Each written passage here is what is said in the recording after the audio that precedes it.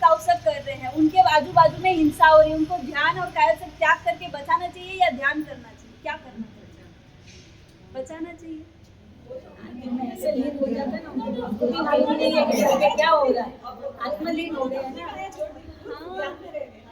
हाँ, आत्मलीन में उनको खुद को मालूम नहीं रहता है मैं क्या। तो आपका क्या आंसर है कि क्या करना चाहिए? उनको आत्म ध्यान में बिजी होना चाहिए कि जीव दया पालनी चाहिए?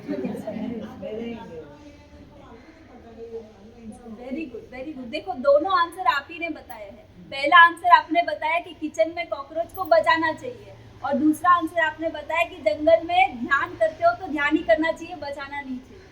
दो उत्तर आपके, दोनों विरोधी उत्तर है। दोनों विरोधी है, एक में बचा रहे हो और एक आप में मरने दे रहे हो। ऐसा विरोधी उत्तर क्यों आया?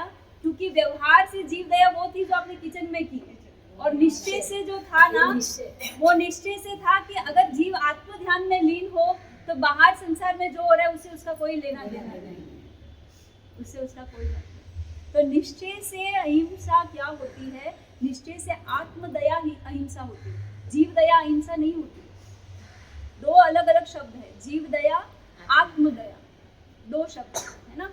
मानो कि अगर आपके पैर के नीचे छिपकली आकर मर जाती है, तो आपको छिपकली के मरने का दुख होता है या आपसे छिपकली मरी उसका दुख होता है? उससे उसका दुख ज्यादा होता है। छिपकली के मरने का उतना दुख नहीं होता है जितना आपके द्वारा। हाँ, क्यों क्यों क्यों क्यों क्यों क्यों ऐसा क्यों?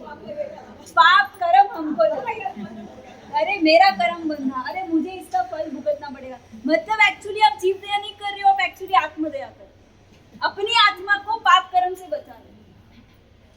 देखो, बहुत गहरी बात बता रही हूँ मैं आपको, इसके लिए सोचने के लिए दिमाग चलाना पड़ेगा, खाली लाइट नहीं ले सकते। एक्चुअल में हम जीव दया नहीं पालते हैं, हम आत्मदया ही पालते हैं, और हम आत्मदया ही पाल सकते हैं, जीव दया हम पाल ही नहीं सकते। अच्छा, आपने कॉकरोच को बचा लिया छिपकली से, उश उश उश उश करके, थोड़ी देर में देखा वो छिपकली कॉकरोच को खा रही, तो आप जीव दया कर सके? आपके बस में था जीव दया करना?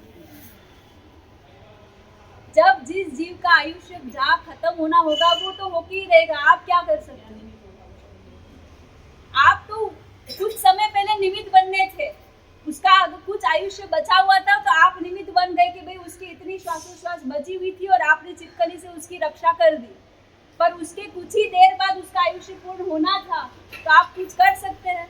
उसका आयुष्य बदल सकते हैं? कहाँ गई आपकी जीव दया? तो वही मैं बता रही हूँ कि जीव दया तो खाली व्यवहार से है, वास्तव में अहिंसा का अर्थ होता है आत्मदया। मन से, वचन से, काया से दूसरे जीव को कष्ट नहीं पहुंचाकर हम एक्चुअली अपनी आत्मा पर दया कर रहे हैं, क्योंकि मन से मैं अगर दूसरे के बारे में बुरा सोचूं तो पाप किसको लगेगा? मुझे लगेगा। मैं अगर किसी को खराब शब्द बोलूं तो तकलीफ किसको होगी भविष्य में? मैं अगर किसी का मर्डर कर दूं तो भविष्य में मुझे उस हिंसा का पाप भुगतना पड़ेगा ना। तो कहने के लिए हम कहते हैं कि मन से, वचन से, काया से दूसरे जीव को कष्ट नहीं पहुंचाना, किंतु अहिंसा का गहराई में अर्थ यही है कि हम मन से, वचन से, काया से जब दूसरों को तकलीफ नहीं पहुंचाते तो हमारी आत्मा दुख से मुक्त रहती, हमको कष्ट नहीं मिलता। अगर आपने किसी को कष्ट दिया तो आपको क्या मिलेगा?